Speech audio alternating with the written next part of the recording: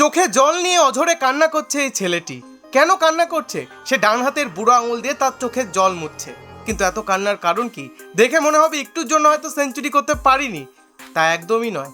সে মাত্র করেছে 20 বলে 34 রান। এর জন্য এত কান্না কিসের? সে অ্যাকচুয়ালি আইপিএলে নিজের একটা জায়গা করতে চেয়েছিল, বড়দের টিমে নিজের অভিষেক করতে চেয়েছিল। মাত্র 14 বছর বয়সী এই বৈভব সূর্যবংশী। বৈভব চেয়েছিল এই খেলাটা শেষ করে তারপরে ফিরতে, কিন্তু তার একটা ছোট্ট ভুলের জন্য আউট হয়ে প্যাভিলিয়নে ফিরতে হয়। কিন্তু রাজস্থান রয়্যালস জন্ম দিয়েছে আগামী দিনের একটা নতুন নক্ষত্রকে। গোটা দেশবাসীর কাছে বৈভবের পরিচয় হয়ে ওঠে তিনি হচ্ছেন লম্বা রেসের ঘোড়া। তিনি একটা ছোটোখাটো ইনিংস খেলার জন্য নয়, লম্বা ইনিংস খেলার জন্য মাঠে নেমেছেন। কারণ 20 বলে 34 রানে ইনিংসে 4 আর 6 দিয়ে ভরিয়ে দিয়েছে। শার্দুলের মতো পোড় খাওয়া প্লেয়ারকে 6 দিয়ে অভ্যর্থনা জানিয়েছে। এটা কিন্তু কম বড় ব্যাপার নয় মাত্র 14 বছর বয়সী বৈভব সূর্যবংশীর কাছে।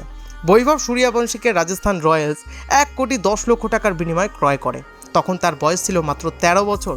13 বছর বয়সী এই বৈভব সূর্যবংশীর জন্য আমার অনেক শুভেচ্ছা এবং ভালোবাসা রইল।